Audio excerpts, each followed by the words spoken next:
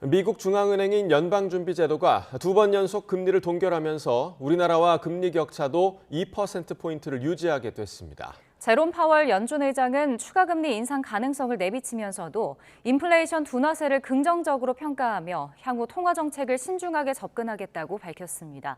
워싱턴 연결해서 알아보겠습니다. 권준기 특파원.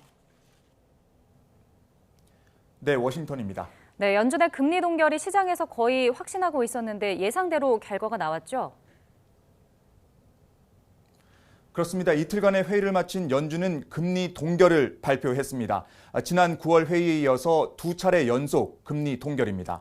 연준은 금융통화위원회 위원들의 만장일치로 정책금리를 유지하기로 했다고 발표했습니다. 현재 미국 기준금리는 5.25에서 5.5% 구간입니다. 이로써 지난 7월 2001년 이후 22년 만에 최고치로 끌어올린 미국 금리는 다음 달 연준회의 전까지 이어지게 됐습니다.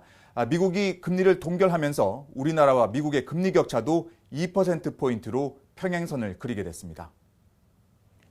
네, 이번 연준회의에서 주목됐던 건 이후에 추가 금리 인상 가능성이었는데 어떻게 전망됐습니까?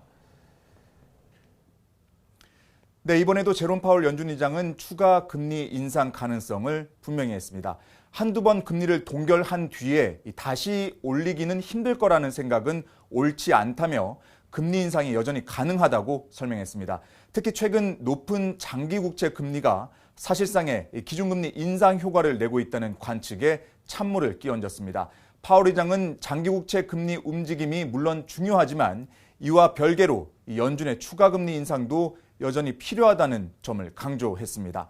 하지만 동시에 현재 통화 정책은 긴축적이고 인플레이션도 잡히고 있다면서 인플레이션 둔화세에 대해서 긍정적으로 평가했습니다. 또 추가 금리 인상과 관련한 대목에서는 신중하게 판단하겠다는 표현을 수차례 반복해 더 이상 금리 인상은 없을 거라는 시장의 기대감을 높였습니다.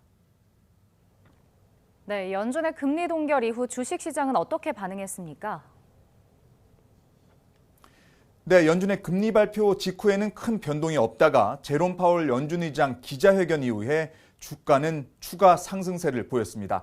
연준이 인플레이션 둔화세를 긍정적으로 보고 이에 따라 추가 금리 인상 가능성도 예상보다는 높지 않은 것으로 시장은 평가한 것으로 보입니다. 이에 따라 나스닥은 1.64% 크게 올랐고 S&P 500 지수도 1% 넘게 상승했습니다. 다우 지수도 막판에 상승세를 끌어올리며 0.67% 상승 마감했습니다.